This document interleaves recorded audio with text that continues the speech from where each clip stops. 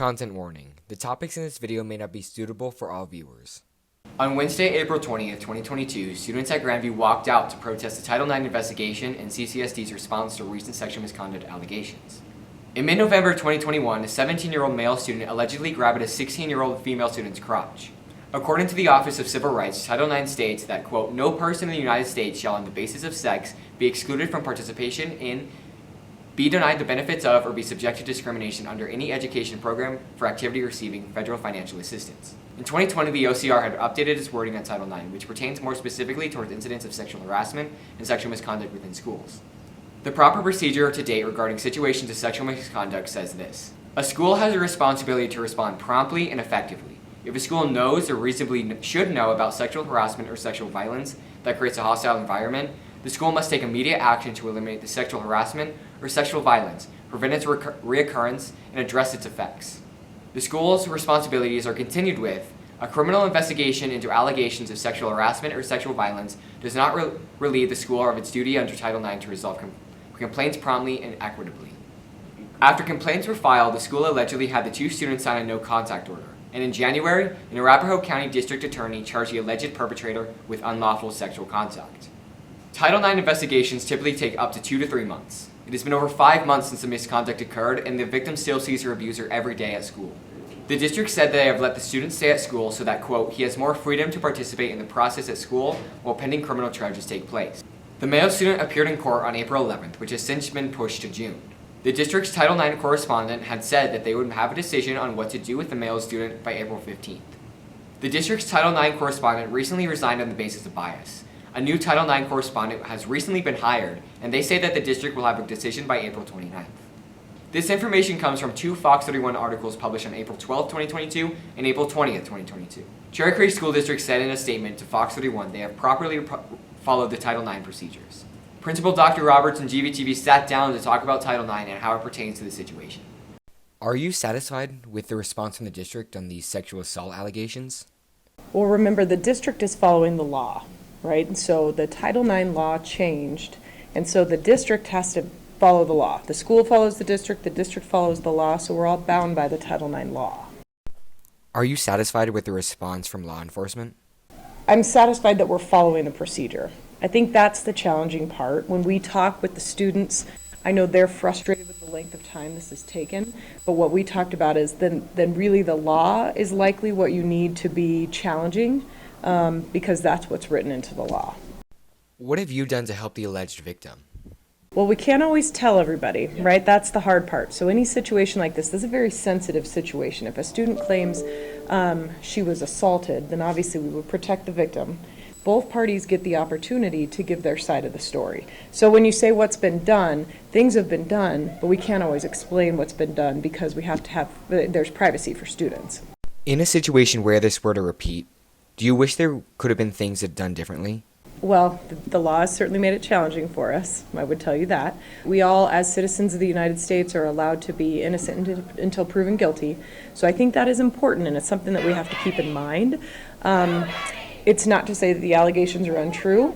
It's also not to say we don't believe somebody who has accused someone else. We just have to make sure that we're doing a fair investigation. I don't know that we could do anything differently, unfortunately. Is a walkout the best way for students to show their discontent against the law?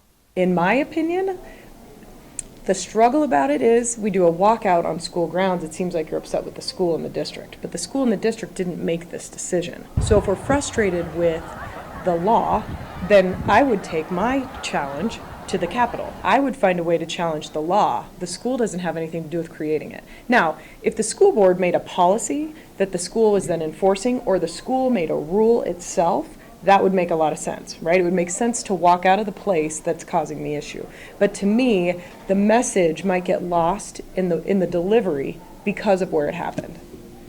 As principal, what changes need to be made to prevent assault and sexual assault from happening on school grounds? Well, that's a good question. I mean, I think no one wants assault or sexual assault to happen on any school grounds or anywhere ever. If there are allegations of that, then we have to make sure that we're running an investigation and taking care of that and taking care of the victim.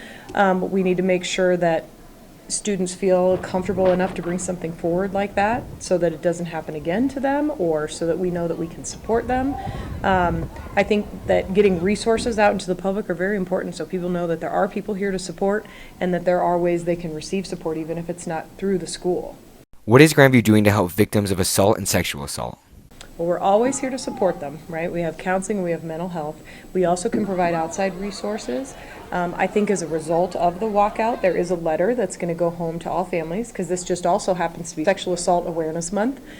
So there's going to be a letter that goes out to all families. In our attendance area, it's also going up on the district website, and then some of the other high schools are sending it out as well. So I think resources are very important. I think knowledge is very important, and as an institution of learning, the more we can teach students and the more we can teach people about either where they can find it, resources, I think the better we're going to be. What changes after the walkout? I don't know, because again, I'm not sure that the walkout, it's not about Grandview and Cherry Creek, right? And I think that's where the message might get lost. If the walkout's truly to rebel against or to discuss the law, the Title IX law or the changes to the law, that doesn't happen on school grounds. I don't have any way to affect change as far as that's concerned right here. Neither does the Cherry Creek School District.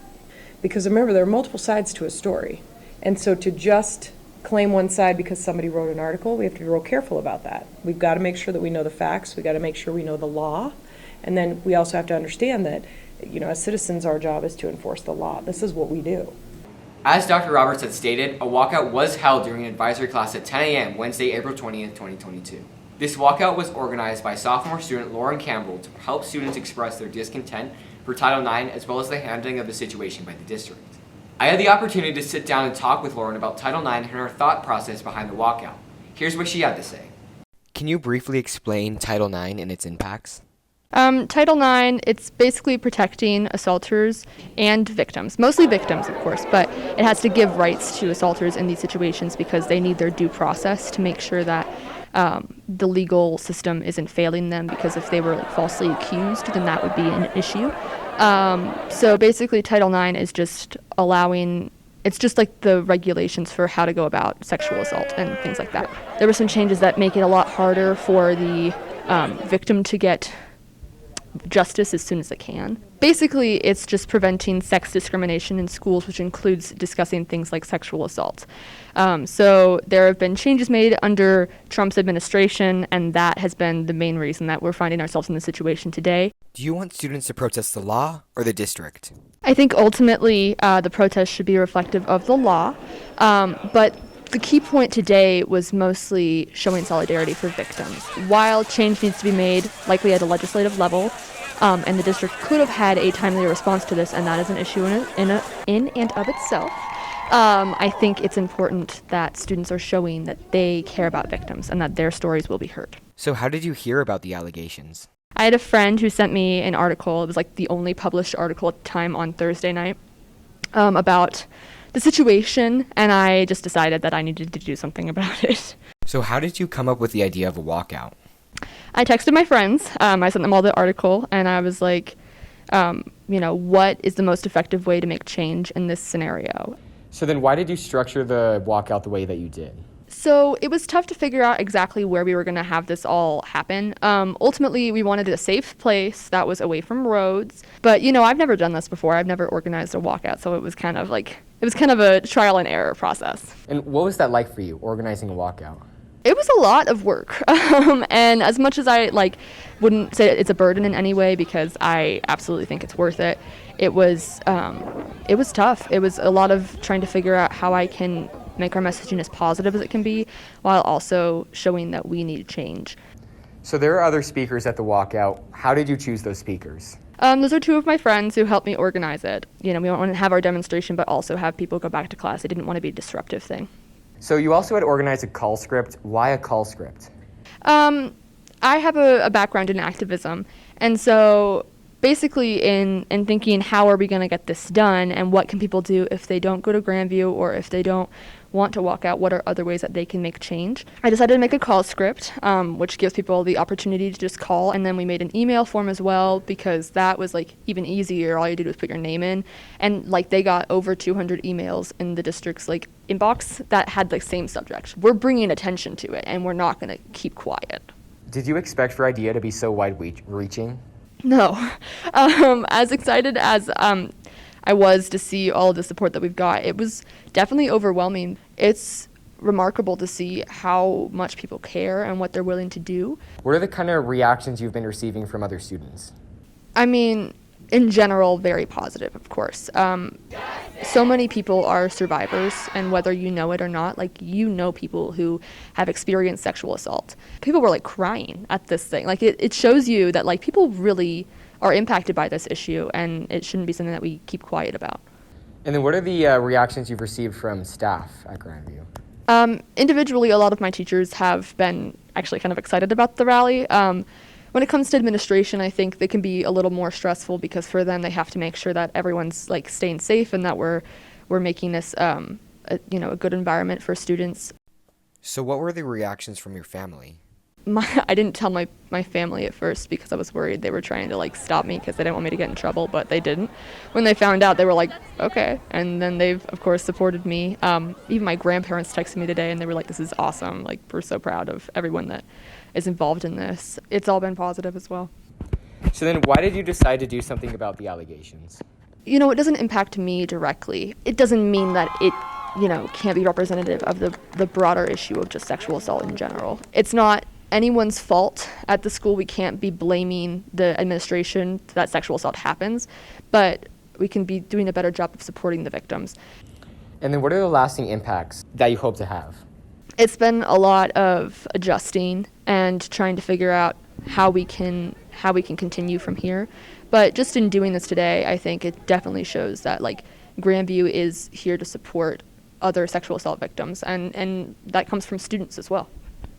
And then what does this statement mean for Cherry Creek moving forward? With seeing, there were multiple movements. Like today, I think I heard Eagle Crest walked out. I think CT walked out. Eagle Crest also had like a Spirit Week sort of thing to bring awareness to it. Overland walked out. And like that just shows that like this is bigger than individuals. It's bigger than me, who is the face of the movement. It's just become a thing of students are here and they're ready to support sexual assault victims and our own, friends. We're showing the Cherry Creek School District today that their policies need to be changed. Something needs to be fixed. Something needs to be rectified in order for good change, so everybody's happier, safer, and enjoys being at school more, What changes after this is that people's voices get heard. It's one of these problems that can't be ignored. It needs to change. If people want to stand up for what they believe in, then go ahead and do it. I think it was a good idea, and we had a big turnout. I'm actually really impressed by everything that happened. I just hope that this gets something done and it brings awareness to it. I think it's a good thing that this shouldn't go unheard, and this should be something everyone should know about. I think it's a cool way to show support in like a peaceful way. I think it's a good idea, but I'm not sure how it really change anything if we skip school. I feel like we need to stand up for those who feel like they don't have a voice, and this is one of those cases. They haven't been listening, but hopefully they will. I think it is for a good cause, but I think if we're going to do a walkout, we should probably have it be longer than 30 minutes. I think that it is totally appropriate. I think it's like to help show support for the girl. What happened is unacceptable. Hopefully that we can be heard and we can get some peace for the victim. We have a poem. There's a problem with the whole way of life. It can't change overnight, but it has to start somewhere. We done had one heck of a year, and I'm gonna make it count while we're here. We're gonna make it count. We must not be silenced. GVTV is a secondary source when discussing actions between an alleged victim and alleged perpetrator. We encourage all students to do their own research and to stay educated.